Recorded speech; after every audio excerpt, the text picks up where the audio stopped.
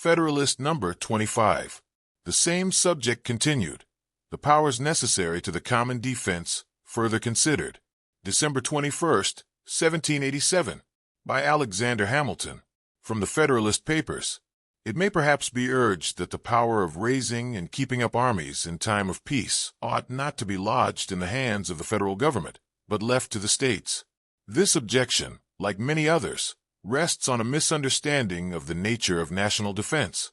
The circumstances that endanger the safety of nations are often sudden and unpredictable. A government that must wait for danger to fully materialize before preparing for it will always be at a disadvantage.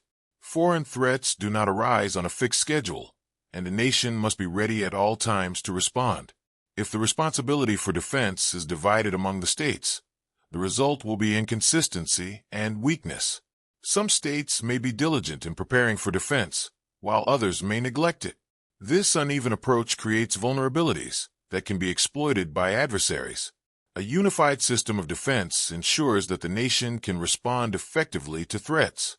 Hamilton also argues that restricting the federal government's ability to maintain military forces in peacetime is impractical.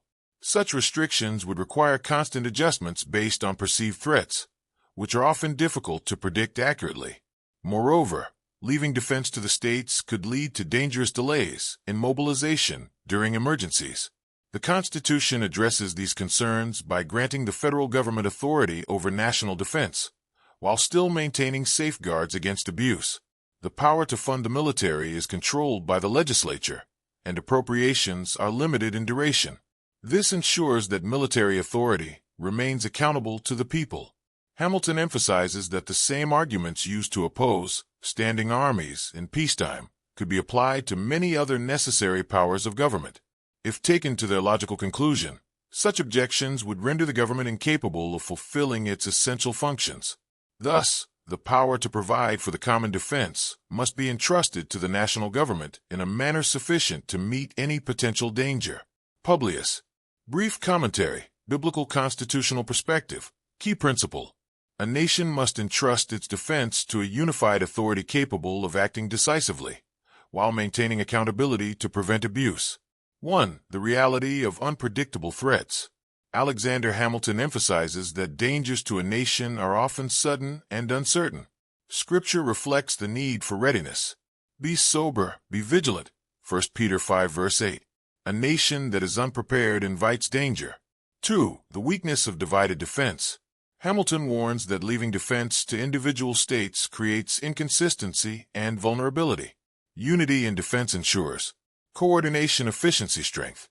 This reflects the biblical principle of unity for strength, Ecclesiastes 4 verse 12. 3. The balance of power and accountability.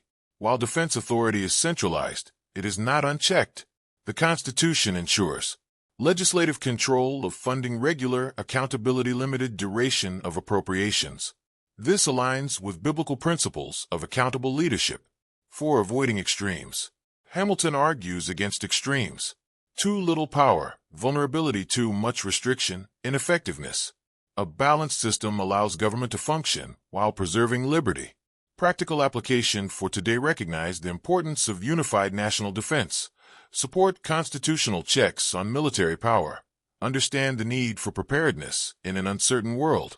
Avoid policies that weaken national security through over-restriction.